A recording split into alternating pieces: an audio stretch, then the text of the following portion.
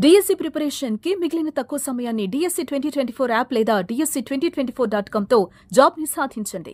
నమస్తే, welcome to Suman TV. నేను మీ journalist వాలి. అమెరికా భారత్ పట్ల పూర్తిగా ఒక విద్వేష భావంతో ఉందా? భారత్ పట్ల ఒక అసూయతో, ఈర్ష్యతో రగిలిపోతోందా? అందుకే మనకి వ్యతిరేక పరిస్థితులు కనిపిస్తున్నాయా? నేను ఈ విషయం ఎందుకు చెప్తున్నానంటే, అమెరికా భారత్ పట్ల ఎంత ద్వేషాన్ని పెంచుకుందంటే, అమెరికా అధ్యక్షుడు డొనాల్డ్ ట్రంప్ మొన్న ఏమంటాడు? యాపిల్ సంస్థకు సంబంధించిన పెట్టుబడులు భారత్లో నేను పెట్టొద్దని చెప్పాను అని, ఆ యాపిల్ సంస్థ అధిపతితోనే నేను చర్చలు చేశాను అని చెప్పి బహిరంగంగా మాట్లాడాడు.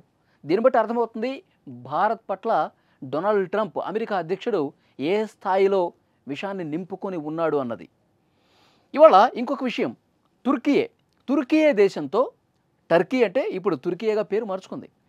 పాకిస్తాన్ భారత్ మధ్య ఉద్రిక్తతల సమయంలో పాకిస్తాన్కి ఆయుధ సహాయం చేసింది తుర్కియే, సైనిక సహాయం చేసింది తుర్కియే. అలాంటి తుర్కియే దేశంతో, మన శత్రు దేశంగా ఉన్నటువంటి తుర్కియేతో ఆయుధాలు సమకూరుస్తోంది అమెరికా. ఆయుధ సంపత్తి పెంచడానికి వాణిజ్యం చేస్తోంది. అంటే పరోక్షంగా మద్దతు తెలియజేసినట్టే తుర్కియేకి, పాకిస్తాన్కి మన మీద యుద్ధం చేయడం కోసం.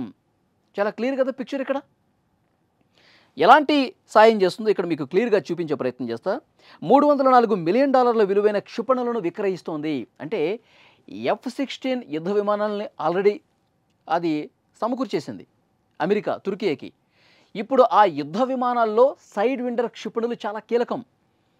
గాల్లో యుద్ధాలు చేసేటప్పుడు, యుద్ధ విమానాలు గాల్లో యుద్ధం చేసేటప్పుడు ఈ క్షిపణులు అనేవి చాలా గొప్ప ప్రభావంతం చూపిస్తాయి. అలాంటి క్షిపణులను అమ్మింది తుర్కియేకి. అంటే దీన్ని ఏ విధంగా అర్థం చేసుకోవాలి? తుర్కీ ఏమో ఆయుధ సామాగ్రి మొత్తం అమెరికా నుంచి కొంటుంది. ఈ కొన్నటువంటి ఆయుధాలు, యుద్ధ విమానాలు, క్షిపణులు కావచ్చు, ఇవన్నీ కూడా పాకిస్తాన్కి ఇచ్చి యుద్ధం చేపిస్తోంది భారత్ మీద. పిక్చర్ చాలా క్లియర్గా ఉంది. ఇక్కడ అమెరికా డైరెక్ట్గా మన మీద ఎలాగూ యుద్ధం చేయలేదు. పాకిస్తాన్తో కూడా సంబంధాలు పెట్టుకుని పాకిస్తాన్తో కలిసిపోయి మన మీద యుద్ధానికి రాదు. రెండు దేశాల మధ్య సమస్య నేను పరిష్కరిస్తున్నాను. భారత్ పాకిస్తాన్ మధ్య అసలు యుద్ధం ఆపింది నేనే. భారత్ పాకిస్తాన్ కాశ్మీర్ సమస్యను పరిష్కరించడానికి నేను ఎప్పుడూ ముందుంటాను. నిద్రలేని రాత్రిని గడిపి ఈ రెండు దేశాలను నేను కలుపుతున్నాను అని చెప్పుకున్నటువంటి డొనాల్డ్ ట్రంప్ ఈ చర్యను ఏ విధంగా అర్థం చేసుకోవాలంటే, పైకి నవ్వుతూ, పైకి ప్రేమ చూపిస్తూ మన మీద పూర్తిగా ద్వేషంతో రగిలిపోతూ ఉంది అమెరికా అనేది దీన్ని బట్టి క్లియర్గా అర్థమవుతుంది. పాకిస్తాన్ తుర్కియే ఆయుధాలు, తుర్కియే సైనిక సహాయంతో మన మీద యుద్ధం చేస్తుందంటే అవి అమెరికా నుంచి వచ్చాయంటే దీన్ని బట్టి ఏమర్థమవుతుంది? భారత్తో నేను డైరెక్ట్గా యుద్ధం చేయలేను కాబట్టి ఇలాంటి దేశాలకి మనం సాయం చేసి భారత్ మీద ఉసిగొలుపుదామనే కదా క్లియర్గా అర్థమవుతుంది. మొన్న యాపిల్ సంస్థ పెట్టుబడుల గురించి మాట్లాడినా, ఇప్పుడు యుద్ధ సాయం చేసినా చాలా క్లియర్గా అర్థమవుతుంది అమెరికా మన పట్ల పూర్తిగా ద్వేషంగా ఉంది. రోజు రోజుకి విషయాన్ని నింపుకుంటుంది. మన మీద డైరెక్ట్గా యుద్ధం చేయలేదు కాబట్టి ఇలాంటి వాటితో చేపించి ఇప్పటికే మనం అగ్ర దేశాలకు పోటీనిస్తున్నాం చాలా విషయాల్లో. సో ఎక్కడ మనకి ఏకులా మేకులా తయారవుతుంది భారత్. కాబట్టి దీన్ని డౌన్ చేయాలన్న ఉద్దేశం డొనాల్డ్ ట్రంప్లో కనిపిస్తుందండి. అందుకే ఈ విధమైనటువంటి చర్యలకు పూనుకుంటున్నారు.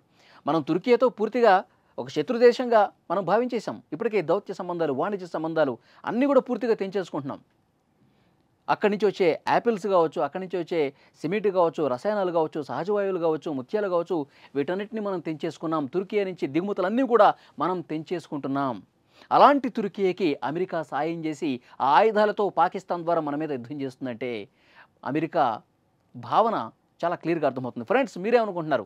అమెరికా చేస్తున్నటువంటి వ్యాఖ్యలు కావచ్చు, అమెరికా మన శత్రు దేశాలకు చేస్తున్నటువంటి ఆయుధ సాయం కావచ్చు, ఎట్లా అర్థం చేసుకోవాలి? Please comment. Thank you very much.